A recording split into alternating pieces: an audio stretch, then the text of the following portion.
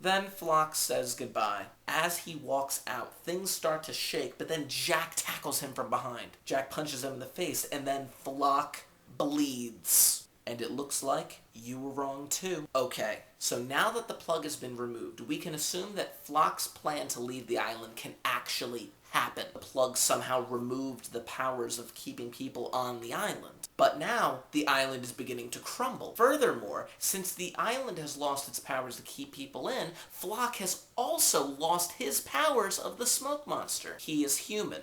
The catch-22. Flock has to knock out Jack with a rock because he knows that he only has a limited amount of time to get off the island before it crumbles into the ocean. Boom World and Claire is in labor. Hey, did you happen to see the shark that was mounted on the wall above the doors that Claire came out? Classic Ezra J. Sharkington. Kate shows up and she's gonna help Claire. Meanwhile, back at the concert, Eloise talks to Desmond. Desmond says that they'll be leaving soon, but she doesn't want her son to go. Desmond says that he's not going to take him with him. Based on this conversation, we can assume that Eloise has all her memories of the Dud world. She understands what's going on and chooses not to do anything about it because she knows of the memories of a world where she had to shoot her own son. So she would much rather live in a world where she can raise her son and be proud of him for what he chose to do with his life. Perhaps this is why in the Dud world, Eloise has the knowledge of all of these different events that we know she has. And the Boom world Eloise somehow found a way to reciprocate the memories back to the Dud world. Yes, that might work, yes. Meanwhile, Claire's going into labor. Charlie walks up. Kate tells him to go get some water and blankets, like in season 1. Then Kate ties her hair up,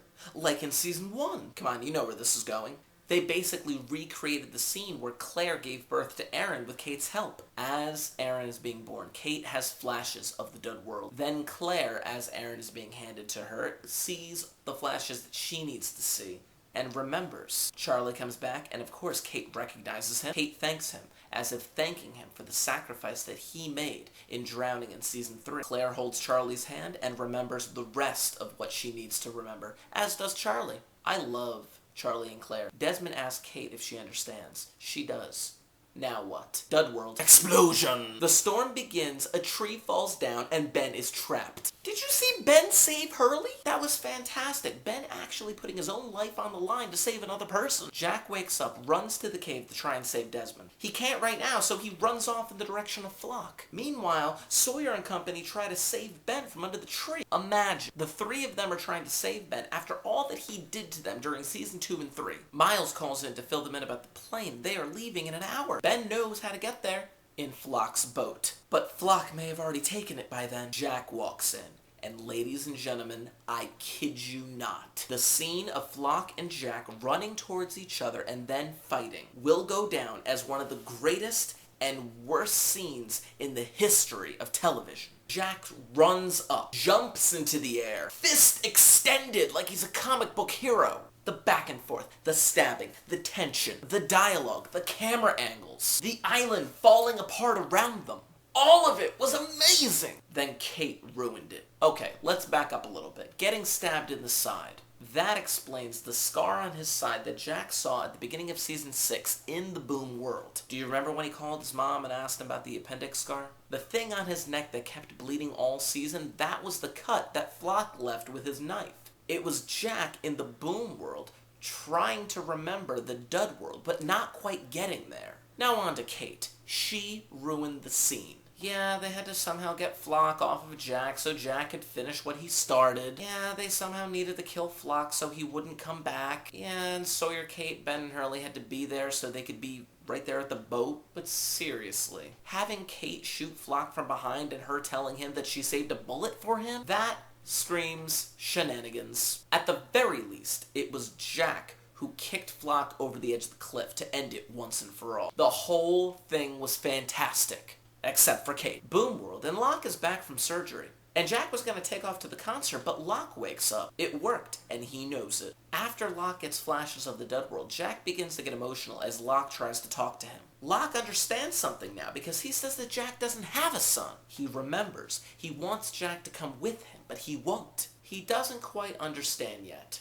Dudworld, and Jack is starting to feel his injuries. Give me some thread and I'll count to 5. Sawyer, Hurley, and Ben run up, and my question becomes, how the heck did Ben get out from underneath that tree? It's not over just yet. Boomworld, and Sawyer walks into Jin and Sun's room. They both recognize him, and Jin somehow finds it funny that Sawyer's a cop. Knowing where they're going, Jin and Sun walk off. We'll see you there. See him where? Dudworld, and Lapidus has almost got everything going. He's making progress, but Sawyer knows they need to go now. But whatever Desmond turned off, Jack knows that he has to turn back on. Kate just wants the island to sink, so Jack will come with them. Come on, Kate. Jack's not gonna go. So Jack begins to say his goodbyes. He says goodbye to Sawyer, and Sawyer thanks him for everything. This implies that Sawyer finally forgave Jack for getting Juliet killed. Ben throws his walkie to Sawyer because if the island's going down, he's going down with it. Hurley's gonna stay too, possibly because he doesn't want to go down that ladder. Kate needs to leave so she can get Claire on that plane. Kate wants to know that she'll be able to see Jack again. They embrace, they kiss,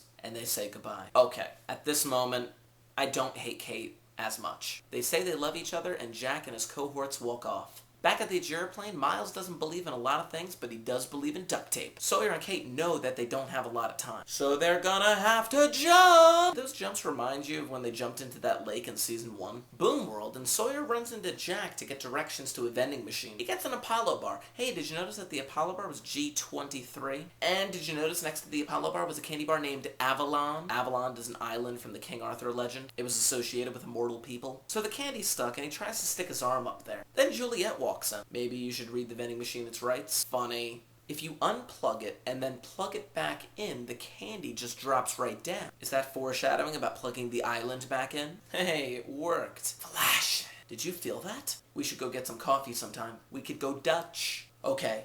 Huge scene right here. Amazingly ripe with emotion.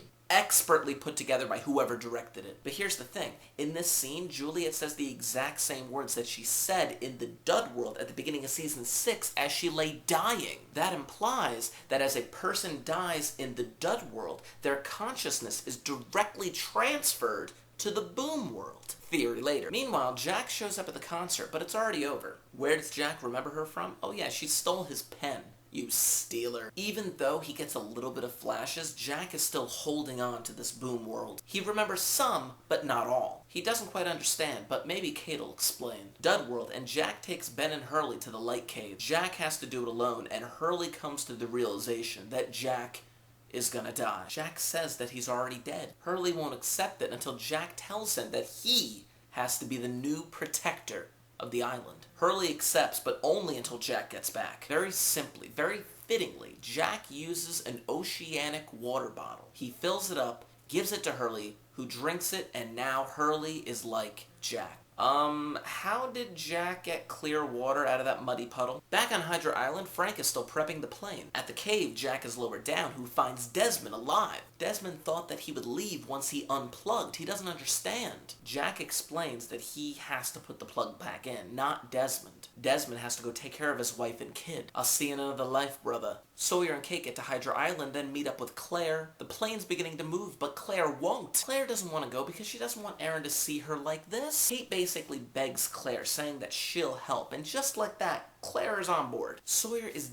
desperately trying to get Frank not to take off without them. And honestly, even though the scene was kind of quick, the tension was so thick. Jack is at the source and he picks up the plug. It has a bunch of ancient writing on it. He drags it over, replaces it, and the volcano noises stay steady for a moment. The Ajira passengers all get in and Frank hits it. The plane begins to go down the runway. Hey, did you notice that there were 6 of them on the plane? When that plane got off the ground, chills. This entire episode has been giving me chills. And do you remember that it's Claire and Sawyer's first time off the island since the original crash? Back at the lake cave, water begins to flow. From where, who knows, but the light returns. And the electromagnetic noise returns. Hurley and Ben start pulling the rope, bringing Desmond to safety. Jack is in the pool of water laughing to himself because he knows that he did it. He saved the island.